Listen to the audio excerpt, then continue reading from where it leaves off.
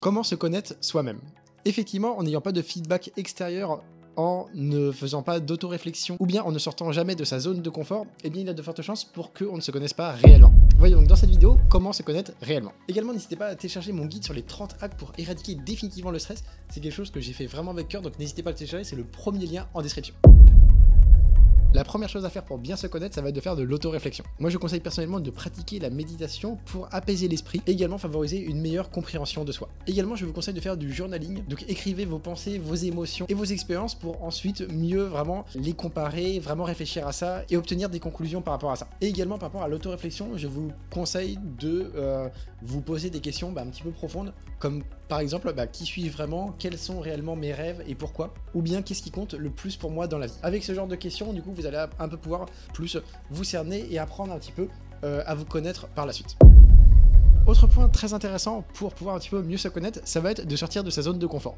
Effectivement, ça peut être bien parfois de sortir de sa zone de confort, tenter de nouveaux défis, pour voir un petit peu comment on peut réagir face à l'adversité, ou bien voilà, face à l'inconnu, etc. Donc typiquement, vous pouvez tenter de nouveaux défis pour voir justement comment vous allez réagir face à ça. Vous pouvez également voyager dans des pays vraiment qui n'ont pas du tout la même culture pour comprendre justement leurs biais et leurs valeurs. Donc ça, c'est quelque chose de très enrichissant, c'est quelque chose que j'adore vraiment. Également, vous pouvez continuer de systématiquement apprendre pour vraiment avoir par exemple de nouveaux hobbies, de nouvelles compétences pour éventuellement trouver une nouvelle passion. Donc ça, tout ça, c'est des choses qui peuvent vraiment vous permettre déjà de commencer à mieux vous connaître et donc c'est quelque chose de très intéressant. Autre point également pour mieux vous connaître, ça va d'avoir des feedbacks et des perspectives extérieures. Demandez donc par exemple à de la famille, à des amis ou à des collègues comment ils vous voient. Vous pouvez également avoir recours à des thérapies ou du coaching. Le fait de travailler avec un professionnel peut éventuellement dénouer des schémas profondément enracinés. Donc ça peut être vraiment important parce que vous pouvez avoir des choses qui sont vraiment ancrées en vous. Donc ça peut éventuellement être assez salvateur. Et autre point, vous pouvez intégrer des groupes de discussion, etc. pour au final vraiment travailler sur la croissance personnelle. Et donc voilà, vraiment avoir chacun un but en question et éventuellement vous pourrez un peu demander comment les autres vous perçoivent, comment ils vous voient, etc.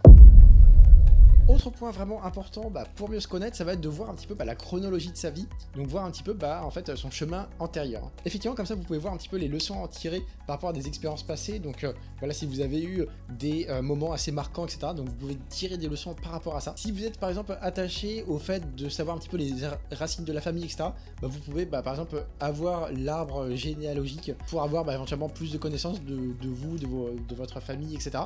Vous pouvez aussi avoir par exemple un recours à des tests ADN pour au final savoir vraiment quelles sont vos origines, si vous trouvez ça vraiment important. Également, vous pouvez reconnaître un peu les schémas qui se répètent dans votre vie pour mieux gérer ça par la suite, voir si c'est bon ou pas. Une petite chose en général qui est assez efficace, ça va être de nommer ses émotions. Apprenez à étiqueter et reconnaître ce que vous ressentez à l'instant présent. Également, vous pouvez vous pencher sur les déclencheurs, donc savoir ce qui déclenche telle ou telle émotion pour au final mieux y répondre par la suite. Et également, ça va être d'avoir recours à l'acceptation émotionnelle. C'est au final le fait de se permettre à soi-même de ressentir des choses, des émotions, etc. Donc toutes ces petites astuces permettent au final de mieux se connaître. En tout cas, ici, c'est la partie émotion. On a vu d'autres parties antérieurement, mais voilà, dans chaque catégorie, on peut mieux se connaître et donc c'est intéressant pour mieux avancer.